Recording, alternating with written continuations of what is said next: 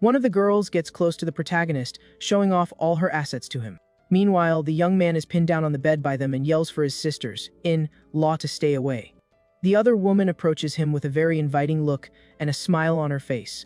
One of the beauties calls him a fool and says that from now on, he should call them wives, not sisters-in-law. The other girl asks her hubby to be a good boy because they were going to teach him a thing or two.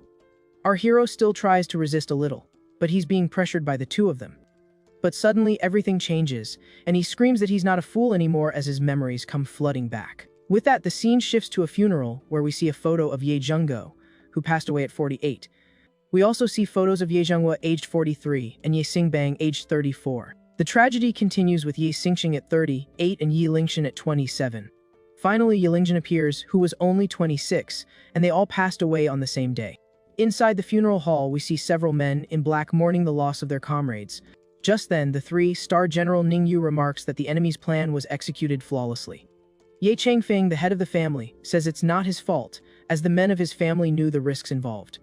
However, the elder realizes they were all attacked at the same time and concludes that someone is hunting his family. Our hero screams in desperation, "Don't take my Peppa Pig," as it falls to the floor. At that moment, the young man trips and falls flat on his face right in front of his grandfather.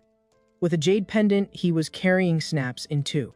Immediately after, Yi Fan gets up, hugging his little pig and asks his grandfather for help to pick it up.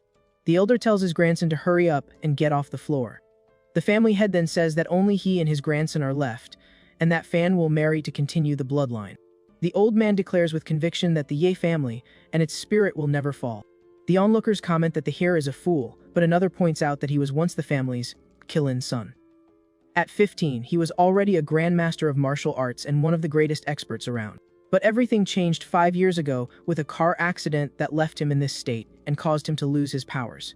Someone wonders why the daughter of the Xuan family would still marry him, even if he is a fool. But the girl's uncle stops her from moving forward and introduces himself as Wan Junggo with his niece, Yufei. With a smirk, he announces that the Xuan family is there to call off the engagement. The elder is so shocked that he starts to feel faint. Seeing his grandfather in distress, our hero rushes to his side, screaming in panic. Our hero then asks Yufei why she's making his grandpa upset and if she's not going to be his wife anymore. The elder collects himself and questions the young woman, saying she had always stood by him, even after the accident.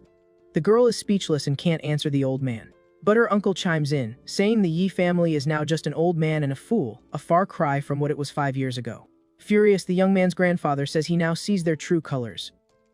Opportunists who kick people when they're down. The young woman then apologizes to Brother Fan, saying she can't marry him. Just then a female voice cuts